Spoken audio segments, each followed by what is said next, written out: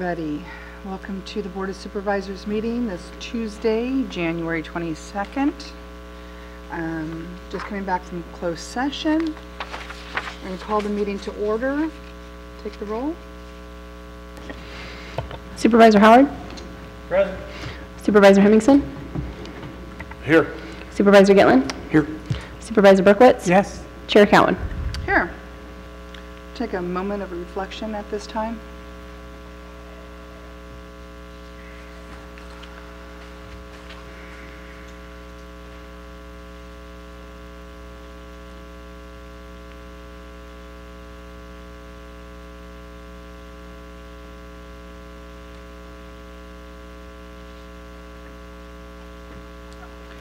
Supervisor Hemmingson, could you please lead us in the Pledge of Allegiance? Absolutely.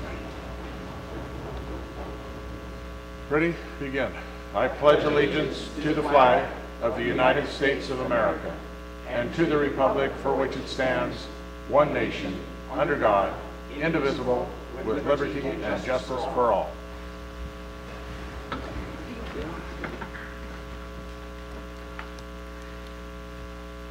Introduction of new employees. Do we have any new employees with us today? No? Okay.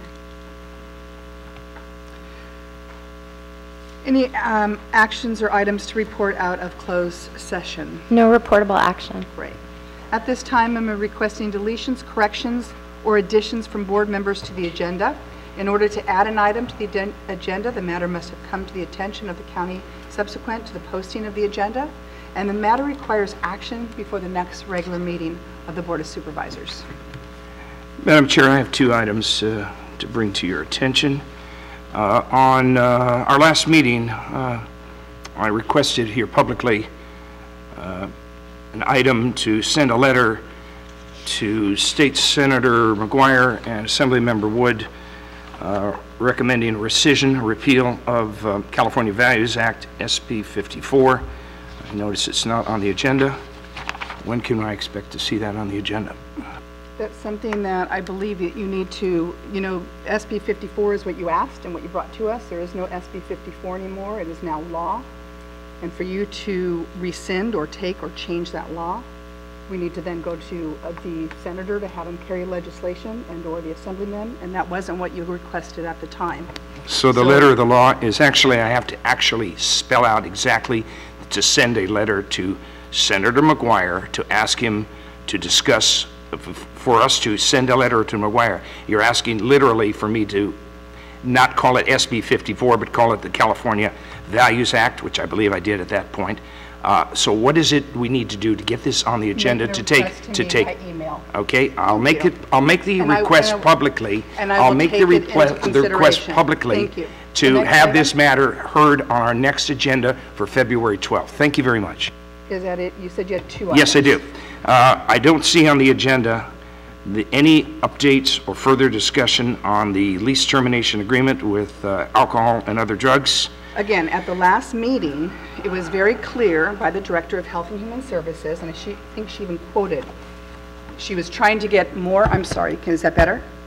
She is waiting to get more information. She even stated that it would not be coming, it would be coming up at a future meeting. I believe she said it would possibly be as much as 2 or 3 meetings. We made it perfectly clear that it would not be on this meeting. Well, I didn't get the perfectly clear part. Go back and look at the meeting. She talked about it about a minute. Excuse me, Madam Chair. May I speak without being interrupted? What I had asked for is an update because the lease expiration is January 31st. May I speak without being interrupted? It's not on May I this speak agenda. without being interrupted? I'm going to say no at this time No. because it's So not on the you're breaking agenda. protocol that I may not speak uninterrupted. You're going to interrupt me in mid-sentence. Is that what you're saying to me, Madam Chair? I'll respect you if you will respect me. I am requesting that we do not discuss something that is not in the agenda, and at this time, it's not on the agenda. I'm asking for an update at our February 12th meeting. The lease expires on the 31st. I'm asking for an update on our next agenda. Can we acknowledge what I'm asking for and have you put that on the agenda, Madam Chair? I will acknowledge what you have said, but I will not agree to put it on the agenda because we may not have all the information at that time. As stated in the previous meeting, We're waiting for information for her to bring it forward. So at that time, it will be placed on the agenda. Is there any other corrections? I'd like to kind of respond to that, the SB 54 stuff, whatever it is now. We voted on that not to bring that back. This board voted on not to bring that back until the Supreme Court made a decision. So I would ask that it not be put on the agenda until that happens, because that's what this board asked for. And whether Roger wants to get up on his high horse and not get interrupted, that's getting a little bit old. I'm getting tired of it. He's being extremely rude. You know, this board doesn't have to put up with that kind of stuff, and we shouldn't. Thank you. Okay, Mr. Hemmingson deserves a retort, and he'll No, get one. I'm not going back and forth. No, so we're not going to go back and Absolutely forth. not. So we're not going to go back and forth. I'm going to go back to an We did item not take a vote that on this Mrs. measure. It was 2-2 with Mr. Hemmingson abstaining. Just to be clear, February of 2017. That's is what not took correct. place. That is not correct. true. That is not correct. So at this time, is there any other corrections, deletions, anything to the agenda?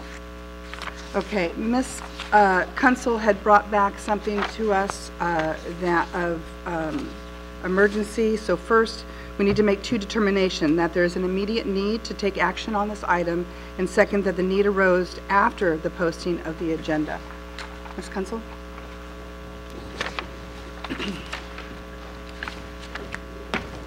Good morning. Good morning. I am here to speak, I guess, on behalf of the Del Norte County Flood Control District. We are experiencing high lake levels. We're, as of this morning, at 8.9 feet. We have flooding on Kellogg Road, approximately 6 inches, according to our road superintendent, for a length of approximately 150 feet. We anticipate some point we're going to receive more rain, which will obviously increase the lake level further. So at this time, we are requesting that the board add this item to the agenda to allow staff to pursue emergency permits with the California Coastal Commission and the U.S. Army Corps of Engineers. Move to approve. Second. I'll take any public comment regarding this issue.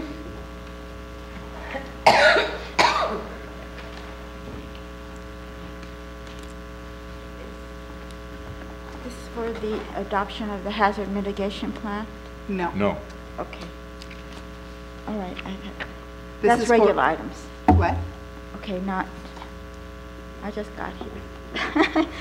All right, thank you. Regular. Seeing no other public comment, do the board have any questions for Ms. Kunsel at this time? Okay, I have a motion and a second. Hi, Wait, this is number 13. no, this is for an emergency action item.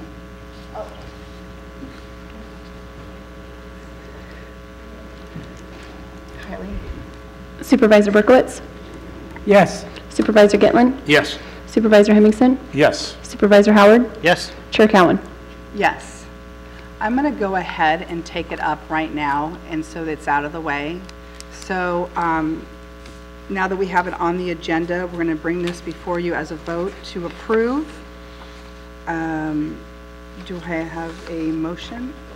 Move to approve. Second. Any public comment on the action item brought to us by the Community Development Department?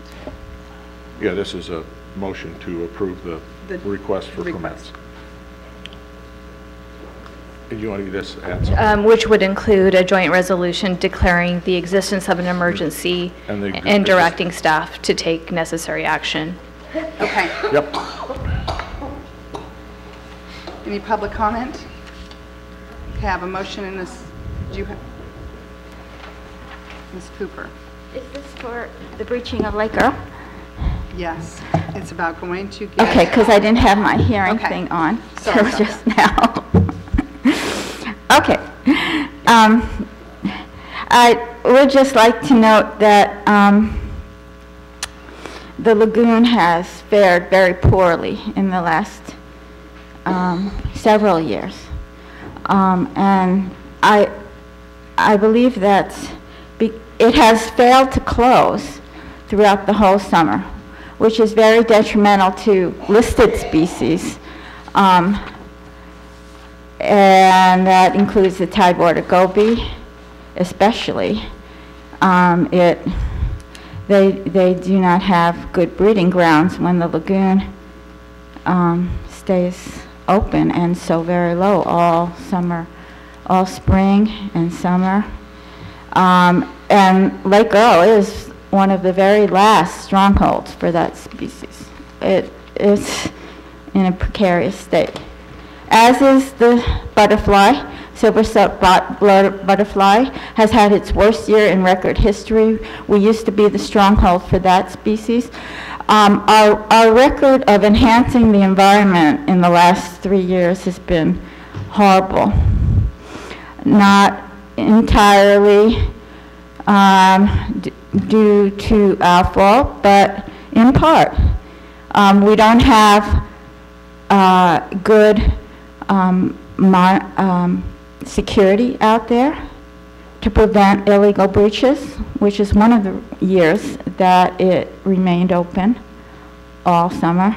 And then because it was breached in the wrong place in the south, that set up an aberrant pattern, and then the low spot gets opened and to the south, and a weakness forms there. Just geomorphology. The bar has different strengths and weaknesses, and the weak part and the low part is to the south now.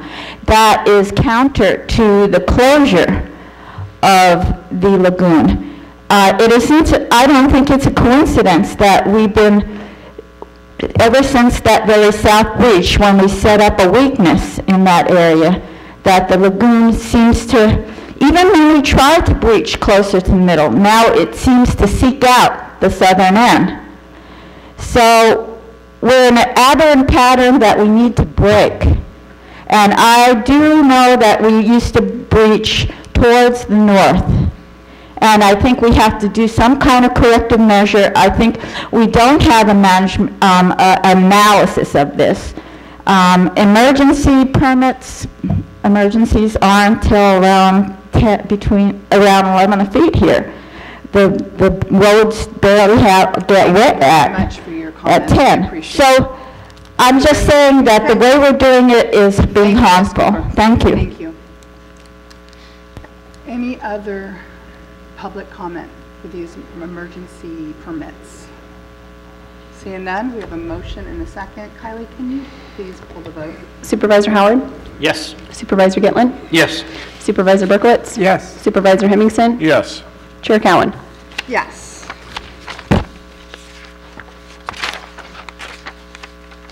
Okay. So we're going to receive other brief reports and announcements related to the County of Del Norte programs and projects, process of the 2x2 committees, goal committees, and/or board staff travel training reports. Do you want to start us off, Supervisor Berkowitz? Thank you, Madam Chairman. Since we last met, I attended a webinar with the National Association of Counties where we discussed the Western Governors Association Memo of Understanding with the U.S. Department of Agriculture at their last annual meeting.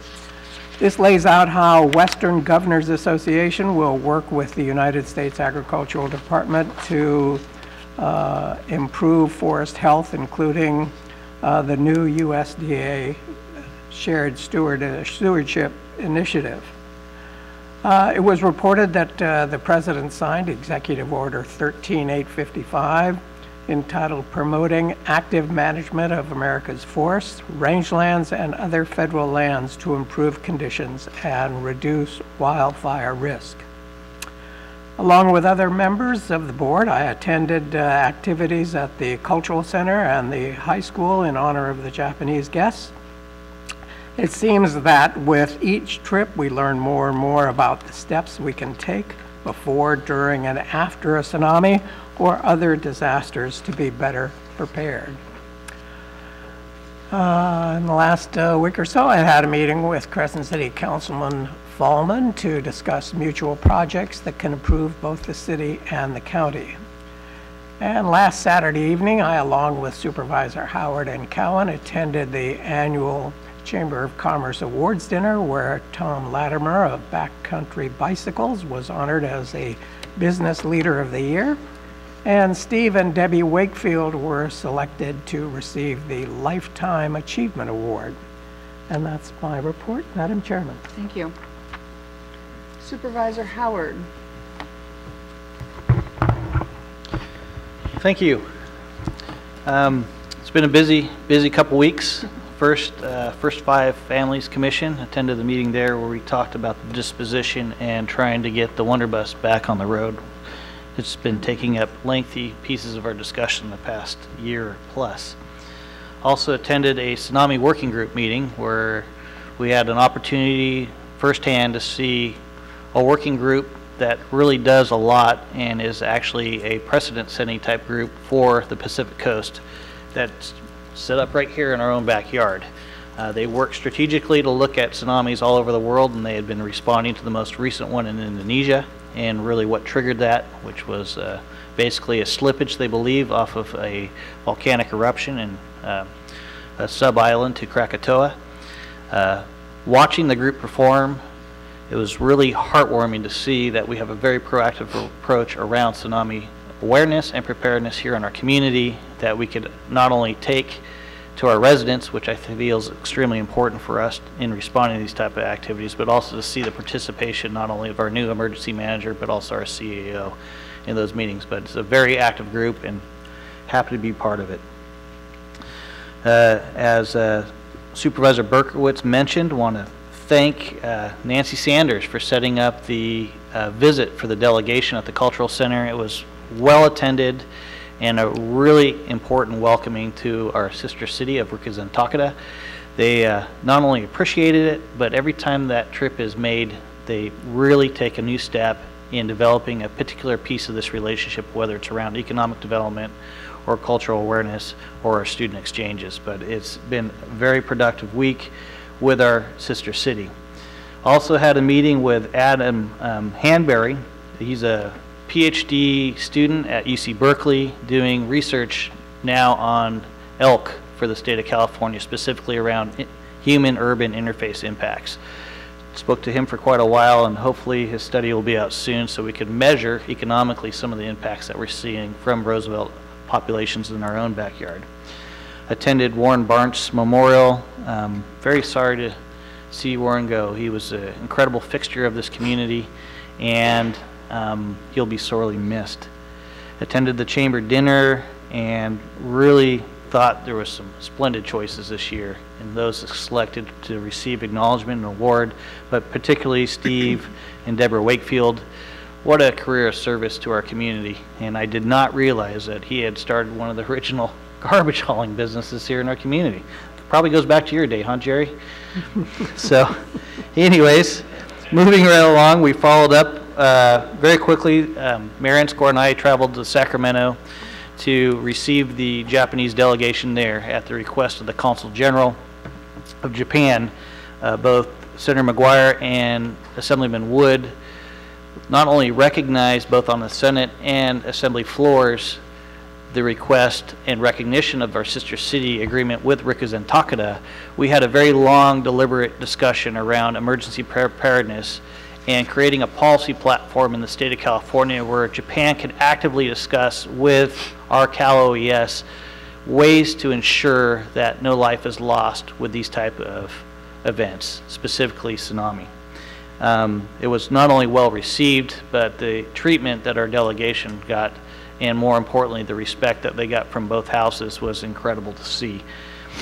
Addition, at the request of our Health and Human Services Director, Heather Snow, attended a meeting at our AOD office and toured that with her. Really appreciate you setting that up for us, Heather. Unfortunately, not all the board could be there, but was there with Supervisor Gitlin to take that tour. Also attended a TOC meeting with Barbara, which we'll be hearing about shortly today, and a tri-agency meeting to discuss some debt we continue to carry forward. Also had a great deal of discussions with the Northern California Guide Service around the spring Chinook listing on the Klamath River, which we plan on taking and advocating for in Sacramento, not to be listed, as you saw with a previous letter that this board agreed to at our last meeting. And then in addition, had a meeting with Bradley Bledsoe Downs from Elk Valley Rancheria. We'll be discussing that particular agenda item on our agenda today. And then in addition, many conversations with the California Department of Fish and Wildlife around the mammal regulation changes for February 6th on the Commission's agenda. And that's my report. Thank you. Supervisor Gitlin? Well, several days back, I met with Sheriff Apperson and Chief Probation Officer Lonnie Raymond, Code Enforcement Officer Dominic Mello at the CDD conference room to discuss, I think it's next Wednesday, Sheriff, our partnership agreement would take a bite out of blight and to abate the trash next to the Walmart. This was last done in 2013. And very pleased to announce that inmates from our jails and probationers will be very active in our community, helping clean it up in lots of spots to work in that. And our project is scheduled for Tuesday, January 29th at 9 o'clock. Also joins the CDCR program at Pelican Bay. They'll be coming out into the community to also help abate trash and remove graffiti from our community. Also met with Sheriff Apperson to discuss, had a phone conversation with Sheriff Apperson to discuss an illegal encampment on county property near Old Mill Road and Northcrest. I responded to relatives of an individual who, as you know, is in the paper. I'll leave her name out of this for right now. She's currently incarcerated. The relatives have asked our program, Take a Bite Out of Blight, to become involved in helping abate the horrific mess on that section, and I'll not identify the area in which it is so as not to further stigmatize this particular area, but sometime in February we'll be rolling up our sleeves and making that area pristine again. Referring to the meeting set up where we attended with DHH Director Heather Snow, I was led to believe I would get certain information which would help me mitigate the settlement of an abrogated lease termination agreement. That didn't happen. I didn't see the point of touring the facilities in its present form.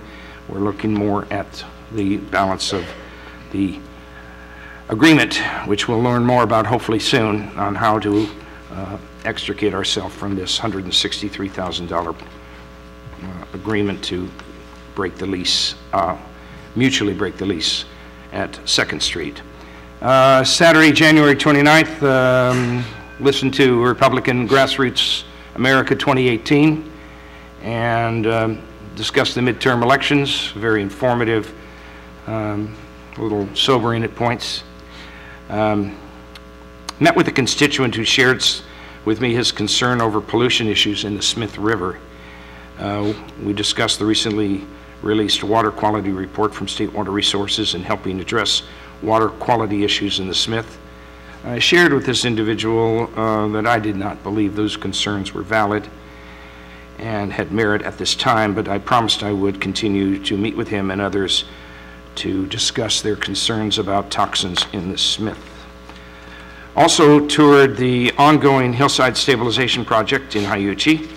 The erection of the 200,000-gallon state-of-the-art water tank is in place and progress and improvements are being made for ingress and egress into this area. Target date for completion is mid to late March. Good work and good progress up in that area. Met with Crescent City Manager to discuss the continued ongoing illegal encampments within my district and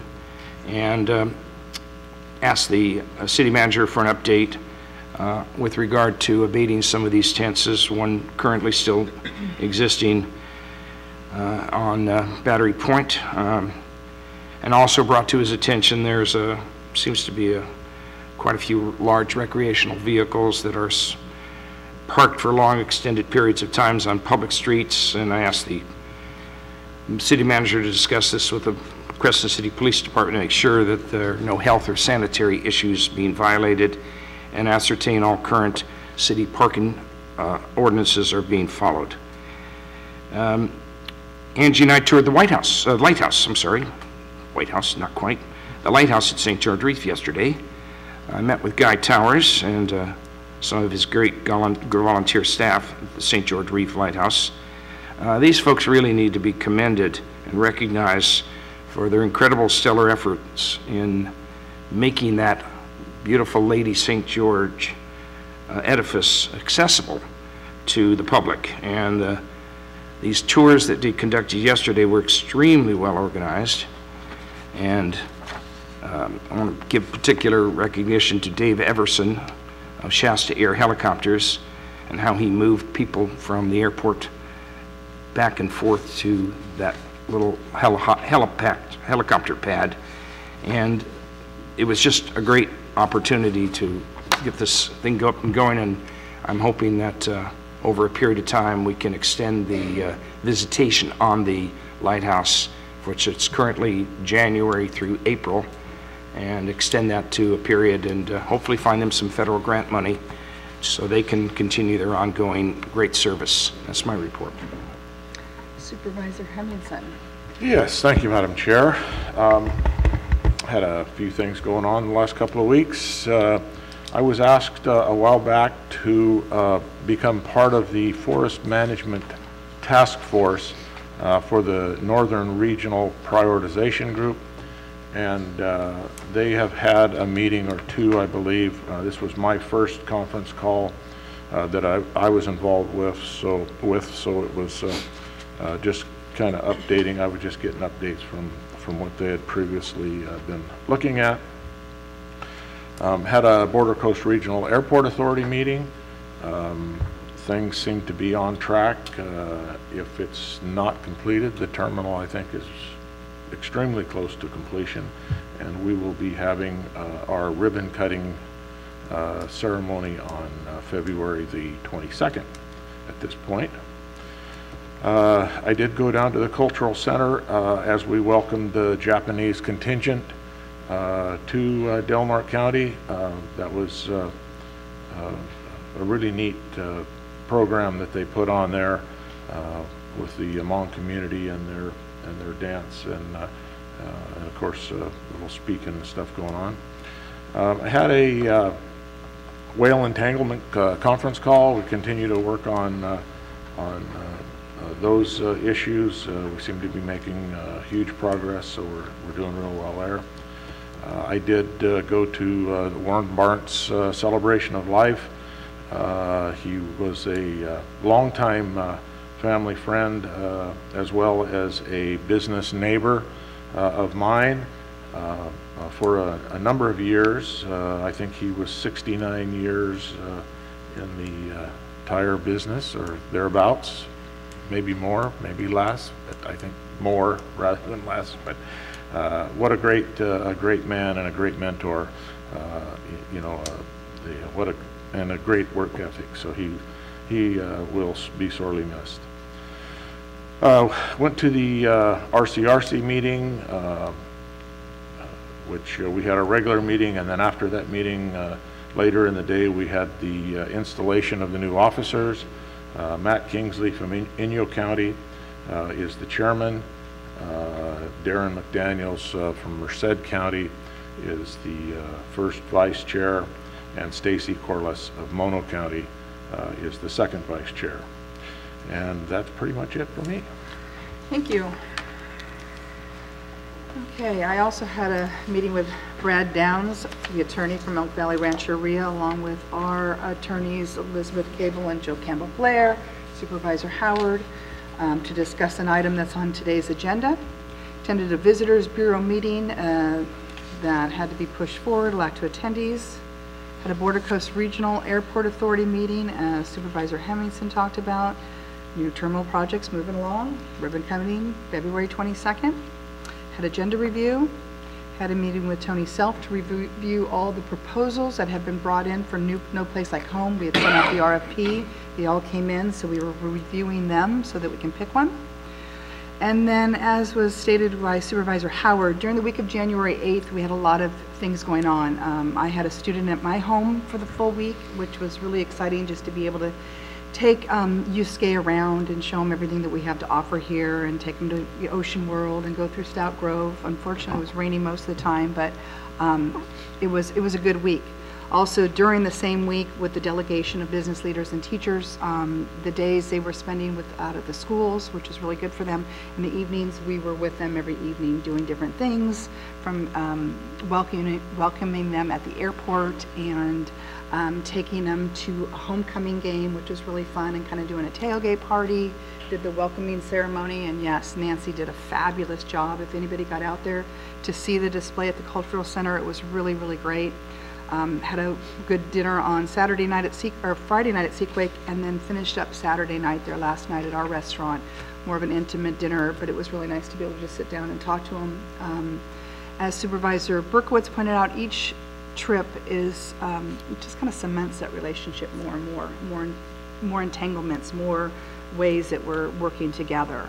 It just gets better and better. I'm really thankful for that relationship, and those who do support it. It is really important for our community. And then a shout out to Chuck over at Redwood Coast Transit, because they help shuffle them around, all the kids as well as the adults that week. And schedules were changing at the last minute, and he was great, as he was before.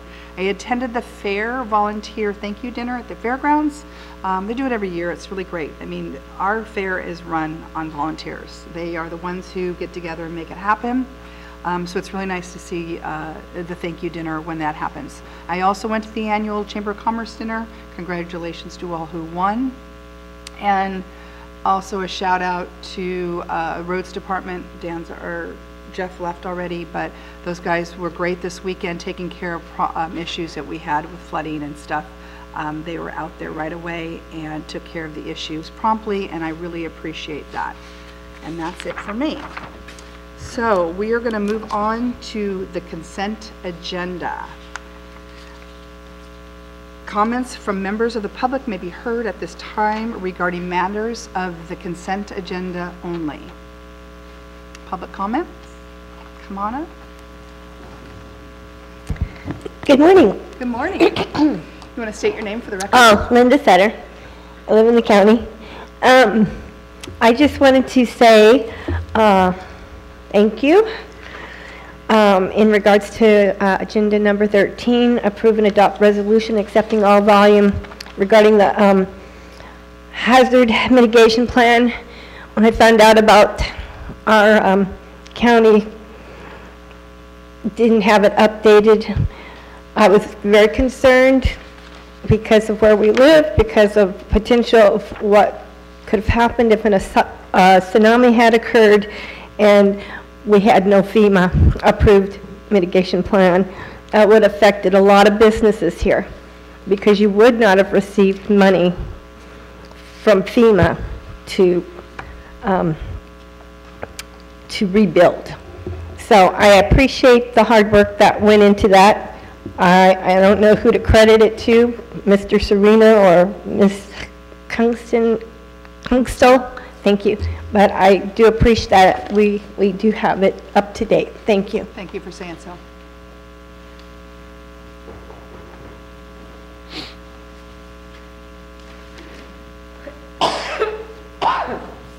So, Eileen Cooper, Del Norte Hazard Mitigation Plan. It's a huge document. I had a copy printed up for review at the City Hall because I wasn't able to review it online, and so now it is available as of last week. I turned to the earthquake section, and I was a little dumbfounded, quite frankly, in that it says of the 32 government buildings that there would only be like 32, I forget, 32 or 31 with slight damage. I find that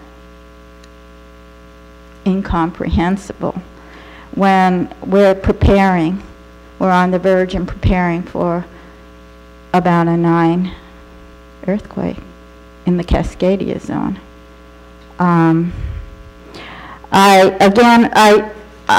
have asked you to read some of this. I have a couple pages copied, but they made the same mistake in Japan. They, of their buildings, 80 evacuation centers and government buildings, 30% of them didn't make it at all. No, wait, of 80, only, I'm going to read it again. Of the 80 buildings officially designated as tsunami evacuation shelters, 31 were completely wrecked. Many had severe damage. So I immediately found this incomprehensible, that we would only have slight damage to our government buildings. And I asked for on what basis and what will the retrofitting has been done for them, and to what degree and what earthquake. I also point out that they underestimated the tsunami that they got, and it completely wiped out areas that they didn't expect, which we're making the same mistakes.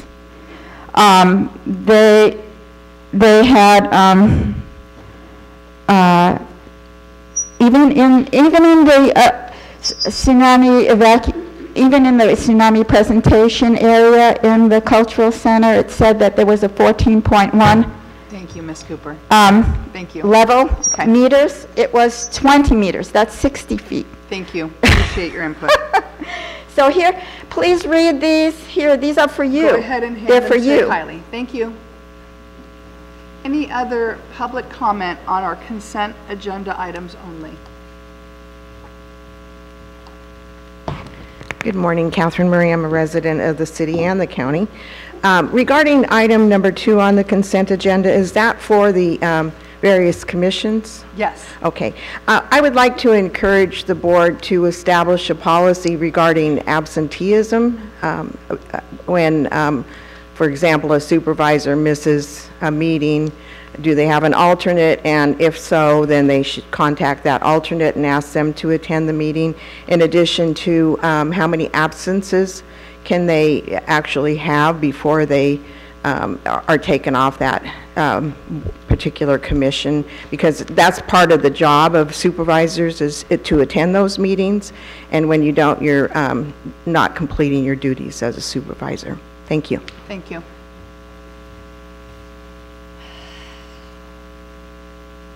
Anybody else? Okay. Yes, Jay. What am May I missing? clarify a couple things on the hazard mitigation plan since it was discussed? Okay, absolutely. Please do. So the hazard mitigation plan is approved and adopted. It's gone through OES at the state level as well as FEMA. Just want to acknowledge the fact that this is not funding for general relief that comes through a presidential declaration. This is for an actual grant program, which is the hazard mitigation grant program that actually paid for the plan to be updated and the original plan.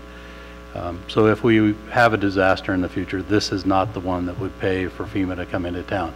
FEMA will come into town based on a presidential declaration, not the fact that we have this plan.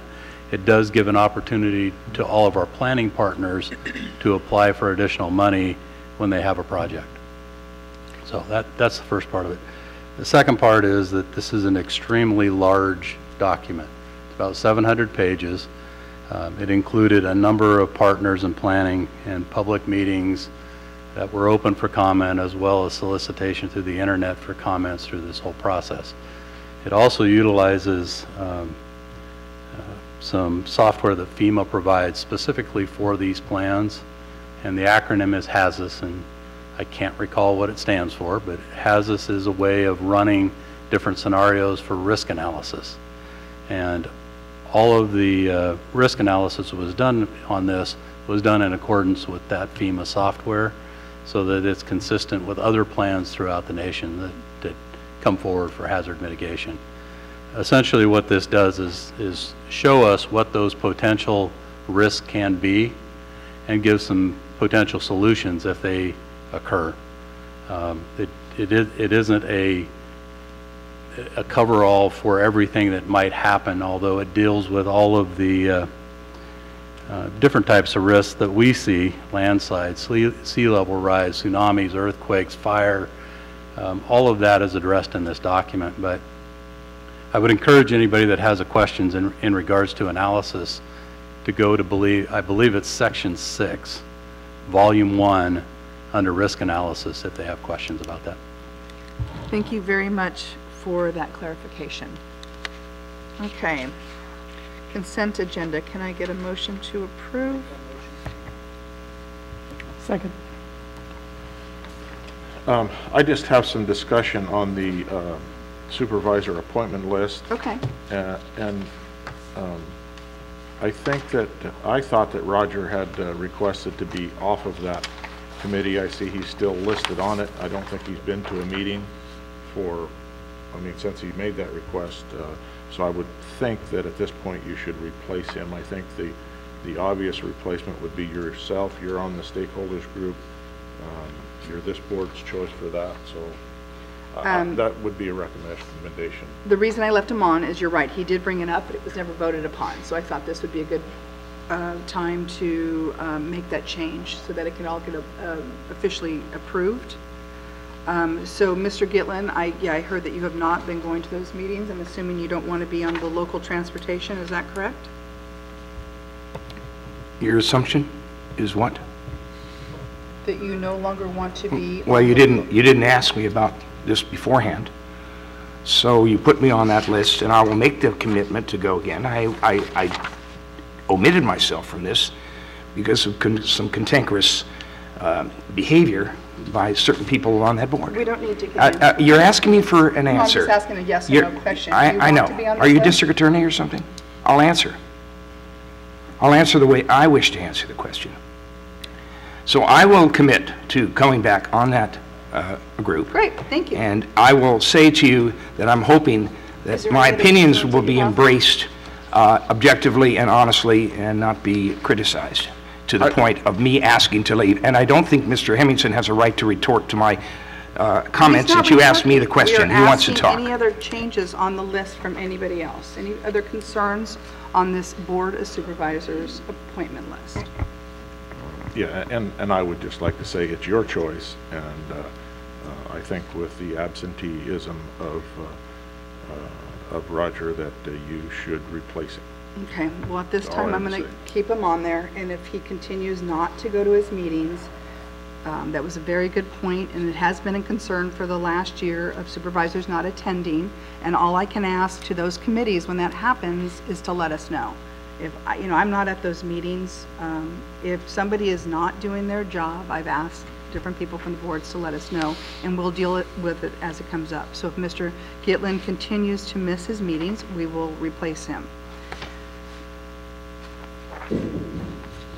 The other thing on this list I'm going to add, Congressman Huffman's stakeholders group was not added on, but that was something that was voted upon before, and as Supervisor Hemmingson stated, I am the appointee on that board, so we'll add that to the list. Kylie, if we could please. So I would entertain a motion. I would like to pull the consent, or go ahead. I would amend my motion for the changes to that item specific to our appointments to the committees, and also make the motion as previous to approve the consent agenda. Second. Kylie? Supervisor Gitlin? Yes. Supervisor Hemmingson? Yes, I need to recuse myself on item number 7. I have a conflict of interest. Supervisor Howard? Yes. And Chair Cowan? Yes, thank you. Oh, excuse me, Supervisor Berkowitz? Yes. I apologize. Okay, are we good? Okay, moving on to our 10:05 timed item. That would be public comment. Members of the public may address the board on matters which are within the jurisdiction of the board. If you are addressing the board regarding a matter listed on the agenda, you may be asked to hold your comments until the board takes up that matter. please limit your comments to 3 minutes or less. Public comment? My name is Krista Norton. I am a 17-and-a-half-year resident of Del Norte County. I understand that the lease agreement you've pulled so that you can get more information. So I'd like to give you a little bit of food for thought when you're considering the information that you receive. The $163,000 amounts to approximately 4 years and 6 months worth of rent. That's extremely exorbitant to get yourself out of a contract. Landlords have a responsibility to mitigate their damages and try to relet their premises. That's another thing that you need to consider. And this is for alcohol and other drug. These are for people with dependency problems. You pull $163,000 out of their budget, you're going to hurt these people, which will in turn hurt our community. Think about that very carefully. We have homeless encampments, and a lot of these people are part of the AOD program. They have nowhere else to go. So when you start pulling money from them, you're starting to cause more problems within the community. The other thing I understand is that there's no termination clause in this contract. Am I incorrect in that? Do your contracts have termination clauses? Every contract is different. Okay. My suggestion is that you put a boilerplate termination for cause and termination for convenience in every contract. I spent 6.5 years in in-house counsel. We had that in every contract. It saves you from headaches like this. If the contract is specifically for alcohol and other drug or DHS, as opposed to with the county, you may be able to look at putting in another agency in there. Save yourself some money and some headache.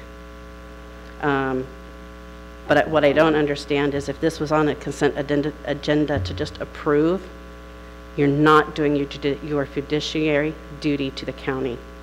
You have to pay attention to the money that you're spending. And if your staff isn't paying attention, that's your job to watch your staff. Thank you. Any other public comment? Good morning, Linda Sutter.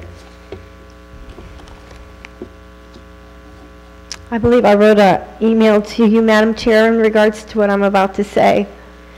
And it grieves me that I have to say it, but somebody's not doing their JOB. And I get tired of it.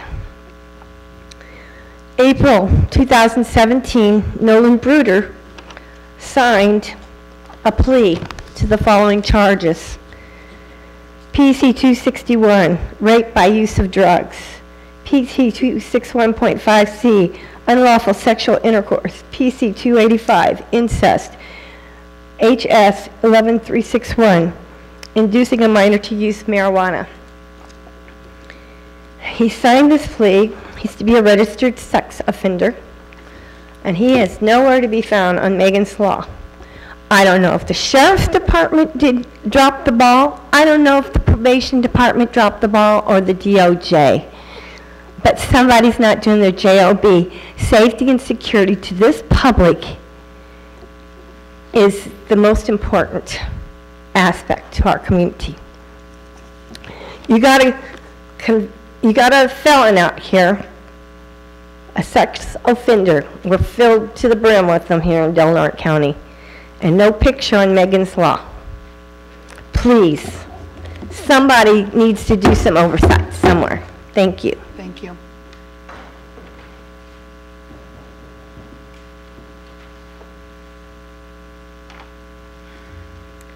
Good morning. My name is Janet Gilbert. I'm a county resident, and I just want to apprise the board of communication I had with Supervisor Berkowitz. I am in his district. January 7th, 2019, my husband and I woke up and found orange traffic cones, an orange rain slickered crew, and a cherry picker tree limber in our yard, and on Elk Valley Road. We assumed it was on the west side of the road, but it wasn't. They were trimming our trees, and we had not been noticed. We thought, power company always tells us when they're coming in, and they have an easement on our driveway, and they let us know, and they ask us if it's okay to take a tree out or just to trim it up, and they tell us what they need to do, and they ask us what they can do, and we give them permission. So we were not noticed of any of this action, and when we came home from our jobs, 2 of our trees were cut down. The next morning, the crew showed up again, and I walked down the driveway and I asked them what they were doing, and they said they were traffic control and they were waiting for the tree crew to show up. And I said, well, how many trees do you plan on taking out? And they said, well, we've heard that they're all coming down. I said, well, how come I haven't been noticed about this? They said, hey, we just work here.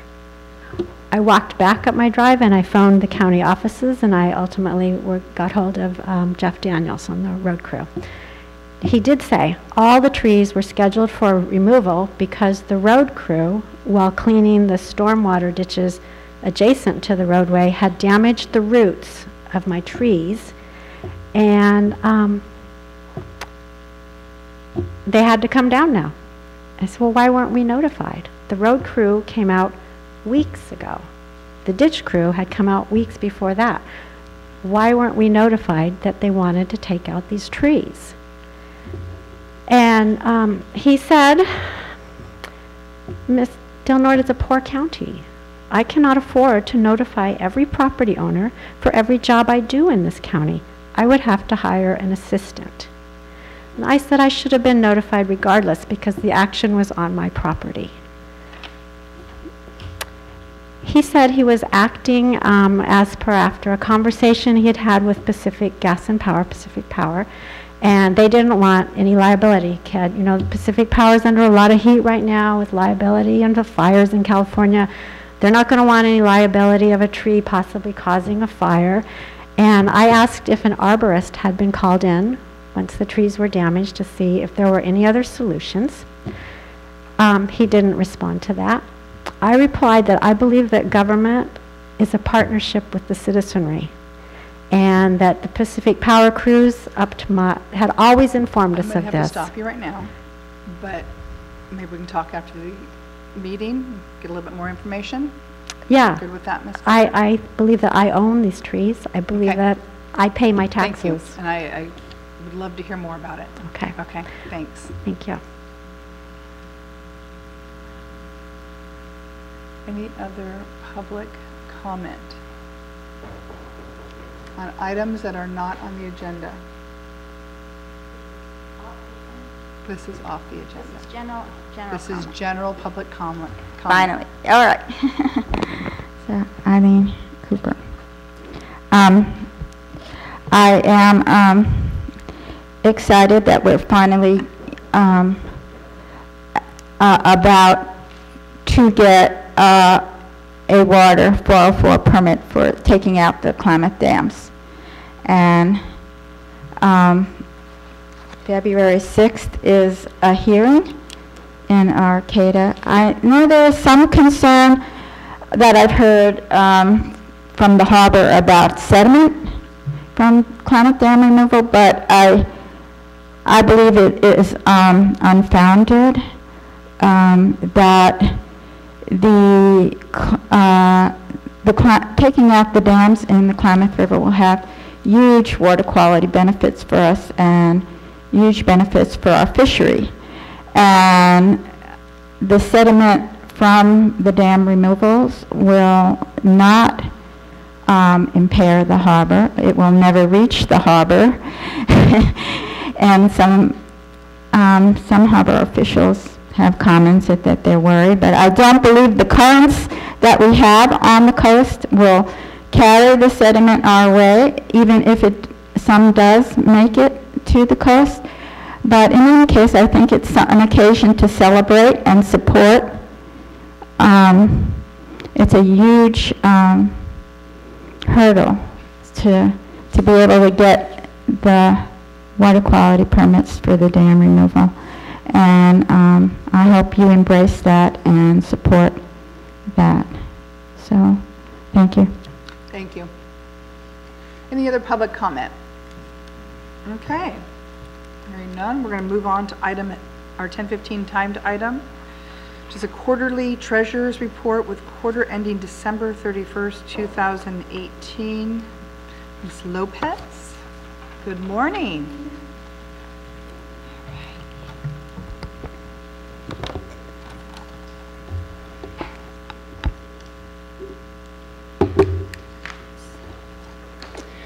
First of all, thank you for approving the 2019 investment policy and giving me another year of investing public funds. I appreciate your willingness and trust in me to keep our public funds safe. With that said, let's look at the quarter ending December 31st. We ended the quarter with a portfolio total of $49,710,480. And that was our CDs, which totaled about $10 million. We have our government agencies at 42% of the portfolio, which is about $21 million. Mitigation funds are still at $2.7 million. And CalTrust General Fund account is at $500,000. And our local agency investment fund, which is our liquid account, is a little high at $15 million, but as of this month, it's back down again, but I left it at a little higher amount, knowing we had some stuff coming in January to spend.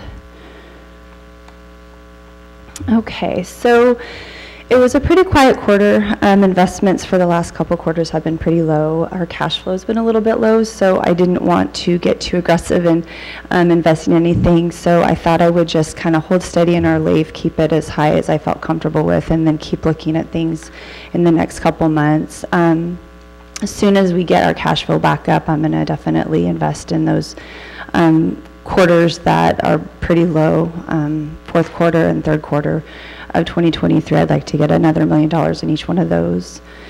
And I'm feeling like I would like to keep LAIF a little bit higher than $10 million. That's usually our policy, but summertime in the last year and even the first quarter of last year was pretty low in LAIF, and I just want to make sure that I stay conservative, and if I need to keep it at 13 or 14 million just to be safe, I'd like to do that.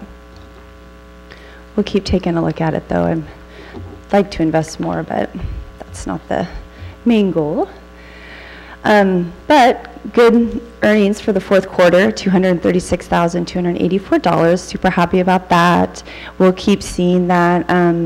A majority of the investments that I have, with the exception of some of the things that were in the beginning of about 4 years ago, are pretty good rates. So we'll see those interest earnings coming in. So I'll just hopefully be able to keep picking up some of the higher investments. Rates went down a little bit this quarter. I noticed maybe 1/4%, maybe a little bit less than that. I'm always looking at the 5-year as my kind of benchmark. So last quarter, the 5-year CDs, I saw some things at 3.75, 3.5, and I didn't really see any of those when I looked at the available CDs for the end of December. And same with the bullets for the 5-year. I was able to pick up some things that were closer to 3.25, 3.35, and they're just not there right now. But that's okay. It is how the market's going right now. CalTrust is still a pretty good rate at 2.73. LAIF is still great, 2.29. Overall, agencies and CDs are right where they need to be based on my terms and years, which is only, 2.5 years and 3.25 years. So I think those rates are good. So with the statement of lower cash flow, you can see that investment activity for this quarter was virtually none. We had a CD mature, which I turned around and picked up another CD at 3.5, but I just didn't really feel comfortable buying anything without knowing how our money was going to come in. I didn't want to get us into any below that LAIF 10 million, especially in this time of the year. Our cash flow was good, but considering that we had been pretty low the last couple quarters, it really wasn't that great. I'm just trying to, get those accounts back up. So Some of that money too is the terminal project. You know, the claims get paid when they're needed, and then FAA money comes in, and then they turn around and spend it again. So that kind of skews it a little bit. And so that's why I'm going to see probably a pretty good negative cash flow for January and February, just getting everything finished up. But hopefully, you know, we'll get back on track and have some more investment activity for you next quarter. And that's it. Thank you very much. You're welcome. Any questions from the board? I do. Good job. Oh, thank you. Tell me that $49 million in slide 1, how did that compare with last year?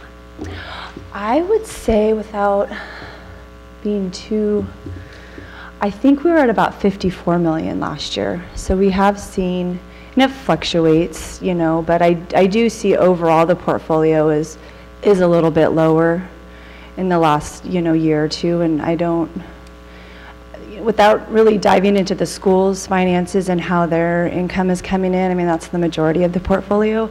Excuse me.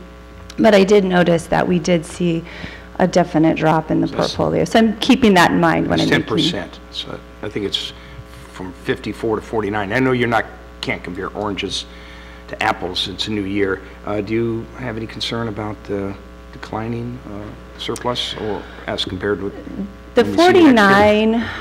You know, looking at the last, let's say, 6 years, we've always been at about 48 to 50. So I'm happy with that. When we had that excess in the 54, 55, it was great. But now I think we're back to normal, to be honest with you. And my last question has to do with property tax delinquencies. Is there any rise in that, or is it pretty much a steady number? It's, you know, we've always had the same delinquency rate, a little under 5%, which is pretty typical statewide. You know, we always base that on June 30th, how many people have paid current year, what that delinquency rate is. And I haven't seen it increase or decrease over the last 10 years, probably. Thank you. You're welcome. Anybody else up there?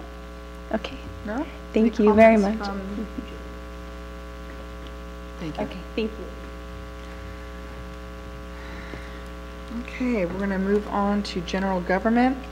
Item number 16, approve and authorize by a 4/5 vote an extension to the emergency action previously identified at the December 11th meeting based on the need to continue said action for the abatement, demolition, and cleanup of outbuildings located at 2650 West Washington Boulevard, that's the Agricultural Department, and the California Public Construction Cost Accounting Act, and make a finding based on substantial evidence that the emergency continues to exist as requested by CAO Serena. I'd move to approve. Madam Chair, I'd move to approve. Second. Any public comment on this item? Hearing none. Kylie? Supervisor Berkowitz? Yes. Supervisor Gitlin? Yes. Supervisor Hemmingsen? Yes. Supervisor Howard? Yes. Chair Cowan? Yes. Moving on, item number 17, approve and authorize the chair to sign a memoranda of understanding with Elk Valley Rancheria regarding the tribal cannabis licensing on tribal lands, as requested by Elk Valley Rancheria. Come on up. Good morning. Good morning. I'm Bradley Bledsoe Downs. I'm the general counsel for the Elk Valley Rancheria. Today, we're here hopefully to talk about a proposed memorandum of understanding that would deal with the cannabis-related activity, specifically cultivation, on the rancheria boundaries.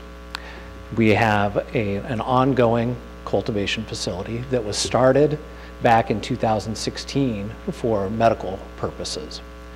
At that point in time, our tenant was licensed, had 2 cooperatives out of Sacramento and Stockton that it was supplying for. But with the change in the law that occurred, and now the adult use, and the change in the licensing that's been ongoing over the last year, we would like our tenant to be licensed in accordance with state law. The problem is that we have a vacuum because the location is on tribal lands. It's a vacuum of jurisdiction. The county doesn't have general jurisdiction for zoning purposes. The tribe does. The tribe has been regulating this activity for years now. And because of the nature of the law that requires a local jurisdiction to provide either a license, a permit, or a local authorization, we're in that vacuum.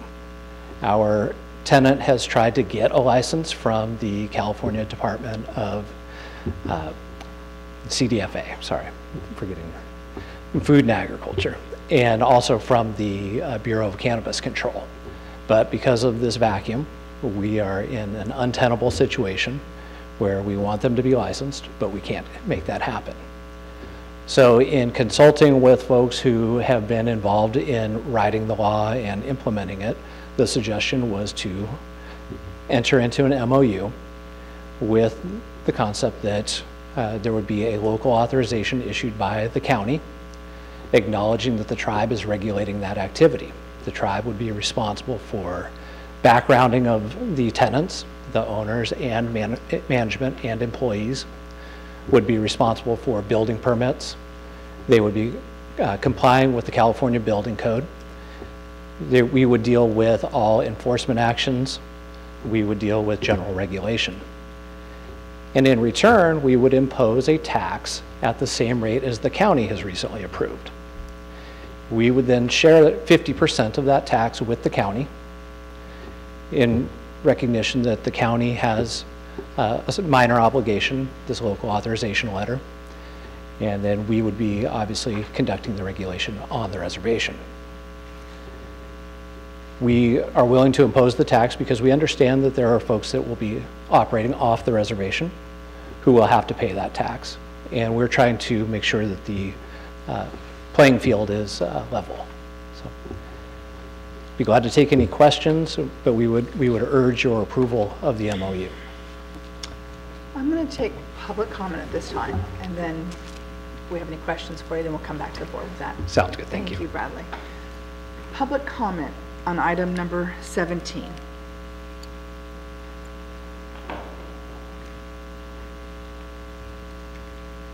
Hi, my name's Robert, county resident. I support the sovereign, ability of the tribe to regulate the businesses there. I was able to view that operation and actually employ some locals, so that's kind of nice. I would hope that the board, if any of the board of supervisors had also toured that cannabis cultivation facility, I think it would be, just fair to for that to come out. I believe one of you has toured the entity some time ago, and so I think that in all fairness, that should probably be disclosed because we've been working on this for a while now. Kind of disclosure. Thank you. Thank you very much. Any other public comment? Okay, bring it back to the board. Any questions from the board? Supervisor Berkowitz? Thank you. I have a question for you. So if the tax had already been in place for the last year, what would be the result? How much would the tribe and how much would the county have realized from that tax? The rate is for an indoor facility, it would be $3 per square foot of the licensed area. And so that 50% split, it would be approximately $31,500 that would be paid to the county. Okay, thank you. Supervisor Hemmingson? Yeah, and Brad, so then what's the expectation of the county for that fee, and what's the expectation for the tribe for that fee? What are we going to do for enforcement? What are you going to do for enforcement? We're responsible for all the building code issues and certifying that on the reservation. Again, as we mentioned, we'd be using the California Building Code for that purpose, and that's what we've been utilizing since the inception of this project. We would be responsible for all the background and licensing of those individuals, the owners, the management, and employees. And then we would also be responsible for enforcement. So if they don't comply, we would have to take that action to either collect the tax or take other actions if they don't follow the law. We would expect from the county a form letter to be filled in, and it's attached to the MOU. It's a one-pager approximately, that would acknowledge that you've been provided the information under the MOU, which would be the name of the operator, the location, the size, and one other item, sorry. Location, size, description of the authorized activity. The only authorized activity right now would be cultivation. The MOU provides that we would not engage in retail, we would not engage in manufacturing, and before we considered that, we would need to come back to the county to have that discussion. And quite honestly, the tribe has no interest in doing that. The cultivation was undertaken with a purpose, and it all leaves the county. It goes down to Sacramento and Stockton, which is where they have licensed facilities that are licensed under the current law as well. And so we want to continue that practice. But it would be a simple letter that would be authorized and sent from the county. Okay, thanks. Yes. Brad, I read the memorandum of understanding over three times, and it's kind of like watching paint dry, if you know what I mean. But I heard you say specifically, this memorandum of understanding only pertains to the medicinal aspects of marijuana, as you had in your ongoing. There was no discussion, and maybe you have not made that decision, but I think I just heard you say something that retail and the recreational aspects have not been decided upon, and you'll decide that on a separate agreement. Is that what I heard? So this is for medicinal purposes only? This would be for all purposes. So it would be grown, it could be sold for recreational purposes, and it could be sold for medicinal purposes. You started out as a medicinal-only cultivation facility, and it was based upon the number of patients that they had in their collectives that were out of Sacramento and Stockton. But with the change in the law, they now sell for all purposes, and we want to make sure that this facility is licensed for all purposes. Will there be ongoing discussion on the nature of how you proceed? I mean, we heard the Yurok tribe up here last meeting, and they asked for a moratorium. Is that something that you folks are considering? We're not looking for a moratorium or a similar ordinance that would be adopted by the county. Rather, we, by operation of tribal law, prohibit all cultivation except for this limited circumstance on the reservation. So that's how we would act on it within the reservation boundaries. Outside of the reservation or nearby the reservation, we would participate in any CEQA or other regulatory processes that are already in place. All right, Brad, well, I would support any decision. You're a sovereign nation. You can make any decision you want in your country, if you will. That your reservation is your area. So I would support your request for this MOU. Thank you. Supervisor Howard.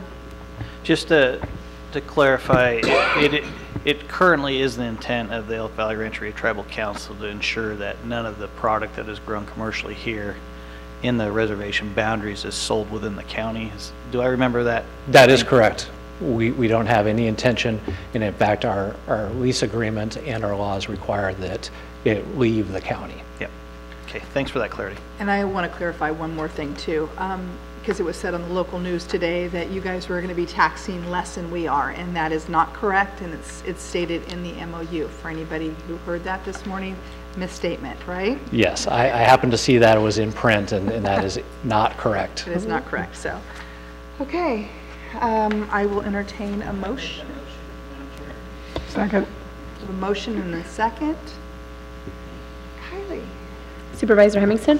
Yes. Supervisor Gitlin? Yes.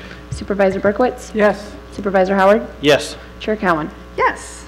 Thank you very much for coming up. Thank you very much. We appreciate your support. Okay, moving on to item 18. Staff recommends that the board make the following appointments to the local enforcement agency independent hearing panel. 1, appoint a primary member of the Board of Supervisors. 2, appoint an alternate member of the Board of Supervisors. 3, appoint James Barnt as a technical member. And 4, appoint Karen Restad as a public member at large, as requested by the Community Development Department Director. Good morning. Good morning. Every 4 years, we are required to update our independent hearing panel for our local enforcement agency. These folks hold the position of considering cases where we may have issues with our solid waste permits. To date, we have never had an issue that actually required the this group convening. But we are approaching a deadline in March of this year of the current members expiring. And so we have put forward a new technical member, James Barnes, and Karen Restad as a member at large who is a county resident. We would like to have one member of the board appointed and then an alternate in the event that the primary board member could not attend. Okay, any public comment on item number 18? Okay. Madam Chair, I'd make Yes. the motion then if Supervisor Berkowitz was willing to do so, to be our appointment from the Board of Supervisors for this position. Yes, I'd be willing to do that. Okay, do you want to second that? Do we need to take a vote on it, I'm assuming? Make a motion? Are you looking for a second? What are we looking for? I'm going to need a second on that. I'll second it. Okay. Do you have an alternate, or are you going to do that separately? I was going to do it separate, but that's, Do you want us to do it together? yeah, I can if you want to, Liz, but, Probably together would be best for Kylie. okay, very good. I'd also make the motion at this time that Supervisor Hemmingson be the alternate. Okay. Was that a second? Bob made a motion, so you want to redo your motion of... Do the whole motion. Okay, I'd make the recommendation that Supervisor Berkowitz be the appointment to the local agency, enforcement agency, independent hearing panel, and Supervisor Hemmingson is the alternate. Second. Excellent. Any public comment? No? Okay, we got to... Do we need to include the rest of that, Elizabeth, in there, the rest of the people? Jim Barnes And that Karen Restad. the appointment of James Barnes as technical member and appointment of Karen Restad as public member at large. Is that clear as mud, Kylie? I got it. We're good. Got it? Yes. Good? Okay. We got a motion and a second. Supervisor Hemmingson? Yes. Supervisor Gitlin? No. Supervisor Berkowitz? Yes. Supervisor Howard? Yes. Chair Cowan? Yes. Okay, moving on to item number 19, discuss and direct staff to take action regarding the resolution between the State of California Complete Count Census and the County of Del Norte for the provision of outreach and engagement activities utilizing $50,000 in state funding in preparation of the 2020 census as requested by CAO Serena. Mr. Serena. So the state of California reached out to individual counties through a newer process to basically provide outreach to the citizens in order to reach as many, if not all, of our citizens, and especially the hard to count. They did it through a funding mechanism based on population. Del Norte County's population rolls out at about $50,000. Unfortunately, the Community Development Department isn't staffed up to be able to do it, and Health and Human Services also was having difficulty establishing staff to be able to do it. We've reached out to the California Center for Regional Policy at HSU, Connie Stewart, who is doing Humboldt States, contracting with Humboldt State, and we will be coming back to the board likely with a contract to for the board to consider with that group also in order to fulfill the responsibilities. Included in this is an opt-in letter as well as a resolution saying that we would like to be part of that, and we would like to touch as many people as possible so that we can maximize the amount of funding for the state of California, which then hopefully will trickle down to the county of Del Norte also. That's generally the idea at this point. If we opt in, there will be a second step, which would be to come back with an agreement in order to provide the services. Excellent. And I would move staff's recommendation. Second. Okay, any public comment on item number 19? Chair Cowan? Yes. Since there's no public comment, I'd like to say that I'm thankful that the CEO has moved this forward in discussion with both Community Development and Health and Human Services. As you're aware, this is a huge topic around the state, specifically from CSAC, and encouraging counties to get out there and ensure that this is taking place. I just talked with Dorothy Johnson about this morning. As you may recall, she's been with CSAC for quite some time. She has now transitioned to a position with the California Census and started there last month. Dorothy has asked if we do need any help to contact her directly, so if CAO Serena needs some local contact, more importantly, a great help for counties, Dorothy's the one that we'd reach out to and in some assistance if needed. But I was glad to see that that helping hand came out. So appreciate all the efforts here, CAO Serena, to get this thing moved forward. Thank you. Yes.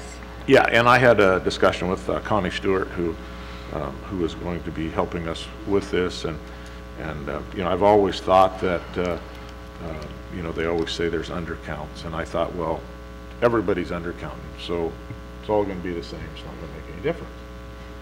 But she says that California, especially rural counties, show a tendency to run way undercounted, and so maybe this is a pretty important step. Yeah, sure is. I believe so. Okay, we have a motion and a second. Kylie, can you please pull the vote? Supervisor Howard? Yes. Supervisor Gitlin? Yes. Supervisor Berkowitz? Yes. Supervisor Hemmingson? Yes. Chair Cowan? Yes.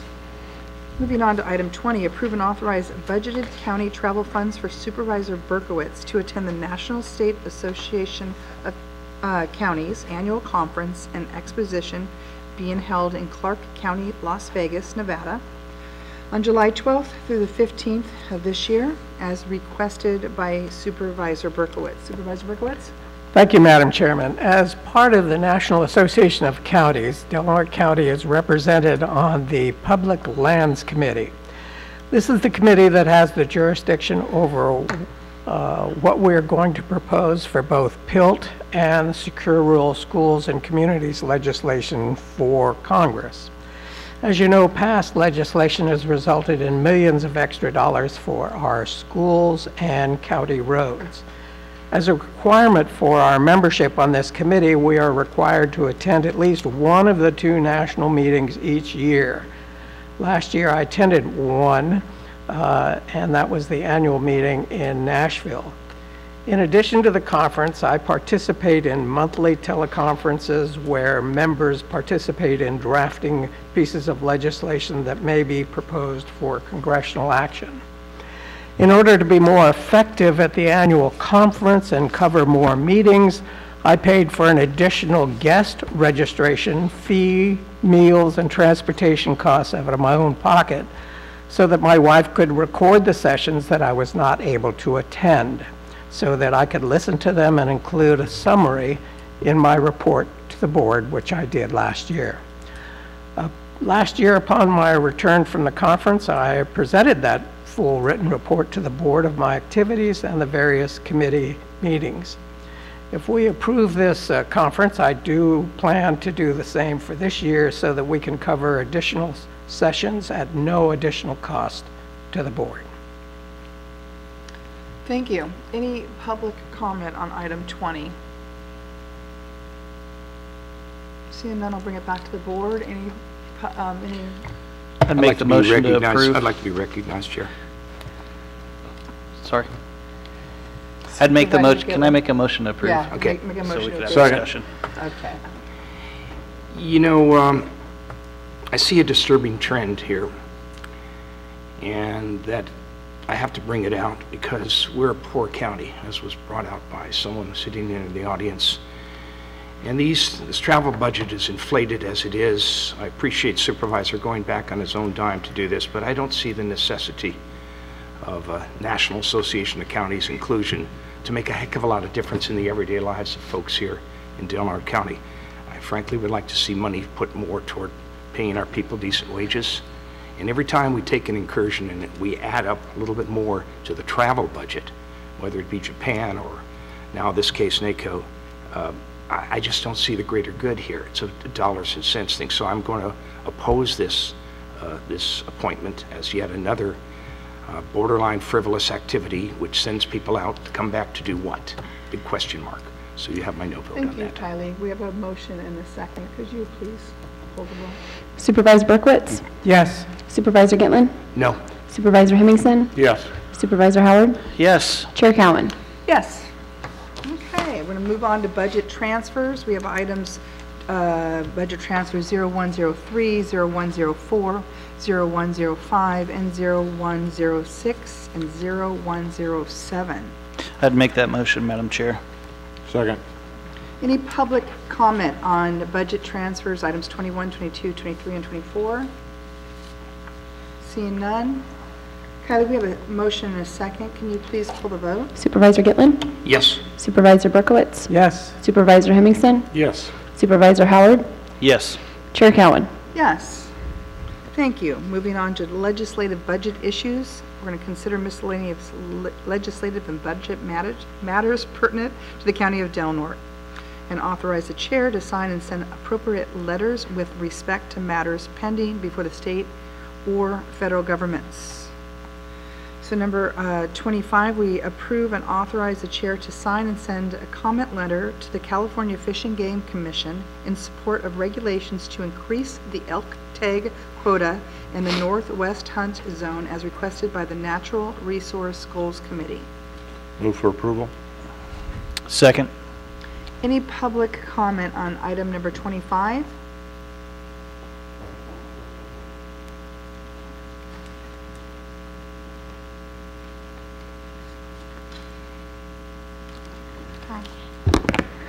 Eileen Cooper. One thing I think we can maybe find some common ground on is I would like to see Del Norte County's count and quota separated from Humboldt. They have the whole northwest area all in one. And previously, it came up as a recommendation, but the EIR wasn't done, and they dropped that. So I would like a concerted effort so that we have some transparency to what's actually happening to the elk in our county, because I think some of our issues get whitewashed by just mixing up this huge territory with Humboldt. I would like you to make that request in concert with the environmental community to have Del Norte Hunt be a separate hunt, so we have our numbers and the health of our herds in line with what's taken from this county. And aside from that, I think the ranges that they are proposing from 0 to whatever, they're huge. And what happens is they don't know where their data is going to come. They don't have the actual most recent survey information for us when they're asking us to approve this. So they say that right now it's in discussion, we have a discussion about the hunt, and then later we will see the data, but the discussion is over then. They only produce their actual data at the adoption hearing. That doesn't give the community a time to weigh in, or you if you have a problem. So I think we can find common ground in, please, there's no rush when they had the data coming in, as they stated in the end of March, sometime in March, for the April hearing.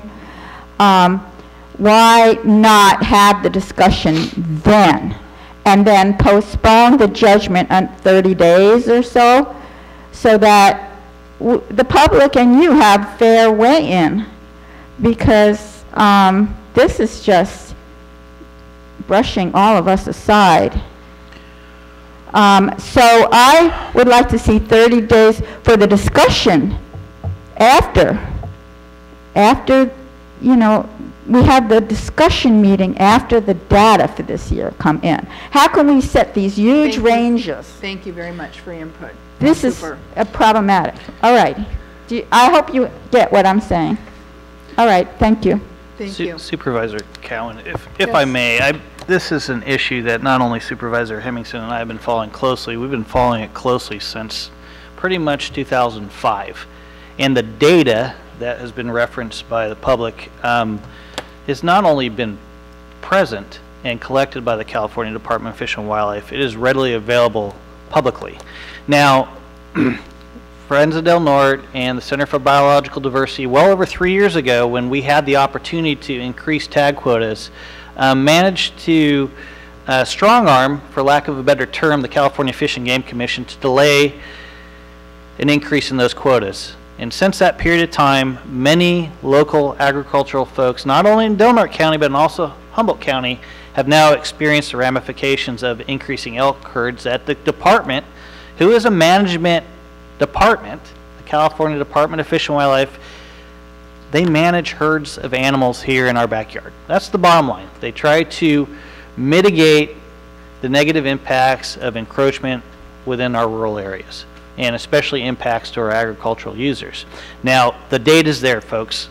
Make sure the data's here. The data's not only there, the state went and hired a biologist, Carrington Hilson, 3 years ago to collect even more data specifically on herds in Del Norte County so they can make an educated decision and inform the California Fish and Game Commission, who would hopefully go forward with changes not only in their draft management plan for elk within the state of California, but also their EIR, which they will be considering soon. So my hope is that folks who are hearing and listening to this conversation today take with a grain of salt what was said and look for themselves of what has been collected for this species, not only specifically within Humboldt and Del Norte counties, but also throughout the state of California, as we try to respond to an ever-occurring impact on our resources here locally, specifically agriculture and human interface. Thanks, Madam Chair. Thank you, Supervisor Howard. Any other comments from our board? Okay, I believe we have a motion and a second on the board. Kylie? Supervisor Gitlin? Yes. Supervisor Berkowitz? Yes. Supervisor Howard? Yes. Supervisor Hemmingson? Yes. Chair Cowan? Yes. Okay, that's bringing us to our last item on this agenda, item number 26, approve and authorize the chair to sign and send a letter addressed to the House Committee of Transportation and Infrastructure, Chairman DeFazio, reminding him of his commitment to last chance grade as requested by Supervisor Berkowitz. Would you like to talk about that, Supervisor? Thank you, Madam Chairman. I don't have to tell this audience how important getting a bypass for last chance grade is for our area. For the past 2 years, all of the members of this board have pursued every avenue to make sure the replacement gets a top priority at the state and national level. The one thing we've not been able to do is come up with $500 million to $1 billion that it will actually take to construct the bypass.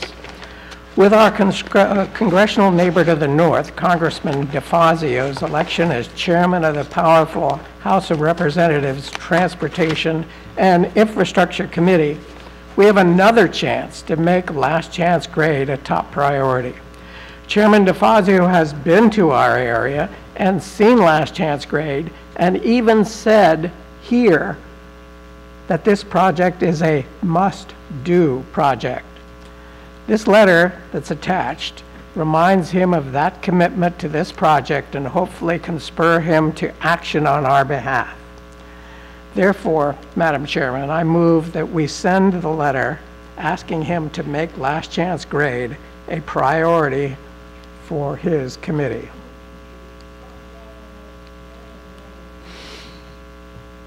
Okay, so we have a motion. Do I have a second? Yes. A second. Is there any public comment on item number 26? Okay, anything from the board? Kylie, I have a motion and a second. Could you please call the vote? Supervisor Hemmingson? Yes. Supervisor Gitlin? Yes. Supervisor Howard? Yes. Supervisor Berkowitz? Yes. Chair Cowan? Yes. Okay. We adjourn this meeting until the next meeting is February 12th. We'll see everybody then. Thanks for coming out.